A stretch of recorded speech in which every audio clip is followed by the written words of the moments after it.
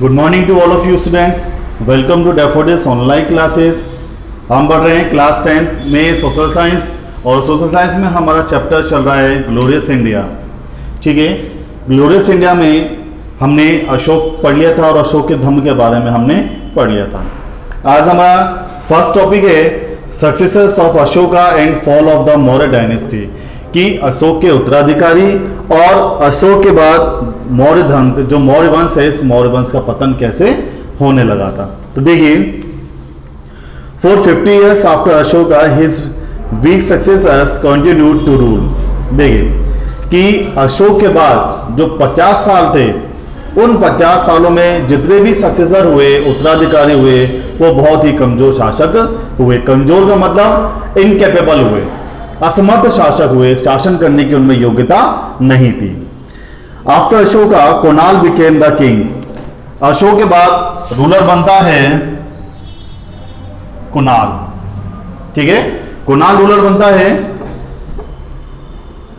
Who has been described as Dharma Vivardhana इन दिव्यावदान। अब उसको दिव्यावदान में क्या कहा गया है? धर्म विवर्धन कहा गया है। ठीक है, अशोक के बाद रूलर बनता है कुणाल, और कुणाल को दिव्यावदान में धर्म विवर्धन कहा गया है। अकॉर्डिंग टू राजतरंगिणी, राजतरंगिणी किसकी बुक है? कल्हण की बुक है। ठीक है, कहां के थे वो? कश्मीर के। राजतरंगिणी के अनुसार Jalauka was the ruler of Kashmir at that time, और उस समय कश्मीर का शासक था जालौक। और इसे भी कहा जाता था कि ये भी अशोक का पुत्र था। अशोक के कई पुत्र थे, जिनमें से मुख्य रूप से कुणाल था, इसके अलावा जालौक, और जालौक को कश्मीर, राजस्थान का कुछ भाग इसको दे दिया गया था। According of to Taranath, Ashoka son Virasena had become an independent ruler of Gandhara. अब तारानाथ के अनुसार, तारानाथ एक व्यक्ति थे, उनके अनुसार अशोक का एक पुत्र था जिसका नाम था वीरसेन। ठीक है, ये अशोक का पुत्र था वीरसेन, और इसने अपने एक स्वतंत्र राज्य स्थापित कर लिया था। कहां पर? गांधार में, और गांधार की कैपिटल थी तक्षशिला। ठीक है, 3 पुत्र हो गए। कुणाल अशोक के बाद रूलर बना, कहां का? मगध का। जालौक को कश्मीर दे दिया गया था, और जो वीरसेन था वह वीरसेन इंडिपेंडेंट रूलर बन गया था। कहां का? गांधार का। एस कुणाल वॉज ब्लाइंड, हालांकि जो कुणाल था वह अंधा था। Magadh administration was in the hand of his son संप्रति, और मगध का जो प्रशासन था, वह मगध का प्रशासन किसके हाथों में आ गया था? उसके पुत्र संप्रति के हाथों में, बिकॉज कुणाल तो अंधा था। कुणाल सन्स दशरथ, कुणाल का पुत्र था Dasharath, also ruled over Magadh, उसने मगध पर शासन किया था। He had given the Nagarjuna caves to his dependent in sadie, और इसने नागार्जुन गुफाओं का निर्माण करवाया था। किनके लिए? जो इस पर डिपेंडेंट थे, उन आजीवक, उन साधुओं के लिए इसने नागार्जुन गुफाओं का निर्माण करवाया। जैसे 4 गुफाओं का निर्माण करवाया था अशोक ने, सुदामा, चापर, विश्व झोपड़ी और कर्ण। इसी प्रकार से ही दशरथ ने एक गुफा का निर्माण करवाया था जिसका नाम था नागार्जुनी केव। ठीक है, आगे देखिए, Brihadratha was the last Maurya ruler.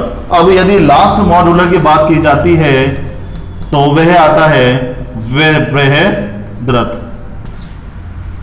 Brihadratha Maurya वंश का सबसे लास्ट रूलर था। हिज ब्राह्मण मिनिस्टर पुष्यमित्र सुंग एसेसिनेटेड हिम, उसका ब्राह्मण मंत्री था जिसका नाम था पुष्यमित्र सुंग, उसने उसकी हत्या कर दी। एंड फाउंडेड द सुंग डायनेस्टी इन मगध, और इसके बाद एक नई डायनेस्टी को स्टैब्लिश किया था जिसका नाम था सुंग डायनेस्टी। ठीक है, तो मगध डायनेस्टी के बाद मौर्य डायनेस्टी के बाद नेक्स्ट डायनेस्टी आती है सुंग डायनेस्टी। ठीक है, तो ये हमने पढ़ा कि अशोक के बाद के जो 50 साल थे, वहां पर उसके जो शासक हुए वो बहुत ही ज्यादा इनकेपेबल, ठीक है, हुए थे। आगे देखिए, अब हम पढ़ते हैं मौर्य एडमिनिस्ट्रेशन, कि मौर्य प्रशासन कैसा था। चलिए देखिए, मौर्य एडमिनिस्ट्रेशन की मौर्य प्रशासन किस प्रकार का था उस समय। A centralised government system was established for the first time India during Maurya period. Maurya काल में ही सबसे पहली बार a centralised government system establish, केंद्रीकृत सरकार की स्थापना की गई थी। ठीक है, और मौर्य वंश से पहले जितने भी राज्य थे वो अलग अलग शासन करते थे, उनकी अलग अलग शासन व्यवस्था थी, उनका अलग अलग एडमिनिस्ट्रेशन था। ठीक है, लेकिन पहली बार इन सभी को एक साथ लेकर केंद्रीकृत सरकार की स्थापना करने वाला पहला वंश था मौर्य वंश। ठीक है, मतलब अब शासन यदि किया जाएगा तो वह किसके अंडर किया जाएगा? मौर्य वंश के अंडर किया जाएगा। Even after centralize of power in the hands of the king, और ये जो सेंट्रलाइज पावर होती थी वह सेंट्रलाइज पावर किसके हाथों में होती थी? किंग के हाथों में होती थी। ठीक है, जैसे कोई भी देश ले लीजिए, जैसे भारत ले लीजिए, अभी प्रेजेंट में यहां का किंग हम किसको मानेंगे? प्रेसिडेंट को मानते हैं। तो पूरी जो पावर है वो किसके हाथों में रहती है? प्रेसिडेंट के हाथों में। तो इसी प्रकार से केंद्रीकृत जो शक्ति है वह पहले किसके हाथों में रहती थी? राजा के हाथों में रहती थी। He was not autocratic, वह निरंकुश शासक नहीं था। अब ऑटोक्रेटिक का मतलब क्या होता है? ऑटोक्रेटिक का मतलब होता है निरंकुश। ठीक है, देखिए निरंकुश का मतलब होता है कि जिस पर किसी भी प्रकार का कोई अंकुश नहीं लगाया जा सके, दैट मीन्स वह अपनी मनमानी कर सके। तो मौर्य जो रूलर थे वो मौर्य रूलर निरंकुश नहीं थे, वे प्रजा की भलाई करते थे, वे निरंकुश शासक नहीं थे, वे अपनी मनमानी नहीं करते थे। नेक्स्ट देखिए, Kautilya has described 7 components of the state, namely raja, amatya, janapada, durga, कोष, सेना और मित्र। अब कौटिल्य ने राज्य के 7 तत्व बताए हैं कि राज्य यदि चलाया जा सकता है तो राज्य इन 7 तत्वों के द्वारा ही चलाया जा सकता है। अब ये 7 तत्व कौन से थे? देखिए, राजा, अमात्य, जनपद,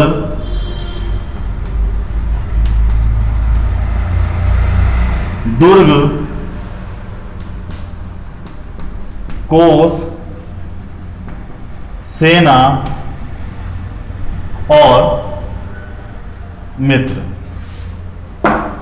ठीक है,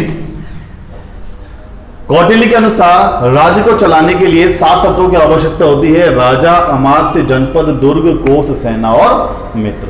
अब इसको किस तरह से याद करोगे? देखिए, अब राजा सबसे बड़ा कौन होता है? राजा, और राजा के नीचे कौन होते हैं? उनके अमात्य। अमात्य मीन्स होता है मंत्री। ठीक है, राजा और अमात्य। और ये जो अमात्य है, ये अमात्य कहां रहते हैं? जनपदों में। और राजा कहां रहता है? दुर्ग में। ठीक है, 4 हुए आपके, राजा, अमात्य। और अमात्य कहां रहते हैं? जनपद में। और राजा कहां रहता है? दुर्ग में। यदि दुर्ग में रहेगा राजा तो इसको क्या चाहिए? कोष, इसको पैसा चाहिए। और यदि इसके पास पैसा होगा तो इसके पास क्या होगी? सेना होगी। और यदि सेना होगी तो आसपास के जितने भी इसके एनिमी हैं वो सब क्या बन जाएंगे? इसके मित्र बन जाएंगे।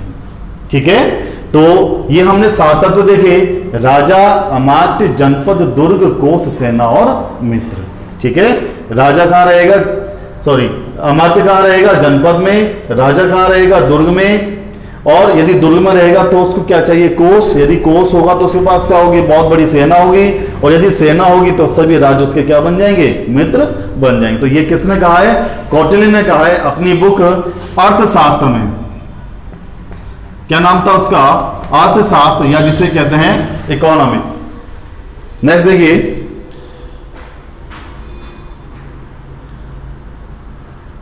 The king used to appoint the chief minister and priest after duly checking their character and qualification. This process was known as उपधा परीक्षण। अब एक वर्ड आता है उपधा परीक्षण, कि उपधा परीक्षण क्या है। तो देखिए, अब एक वर्ड है उपधा परीक्षण, और इस उपधा परीक्षण वर्ड को यदि एग्जाम में पूछ लिया जाएगा कि भाई उपधा परीक्षण किसे कहते हैं या उपधा परीक्षण क्या है, तो देखिए, राजा, मुख्यमंत्री, चीफ मिनिस्टर, मुख्यमंत्री और प्रीस्ट, पुजारी या पुरोहित।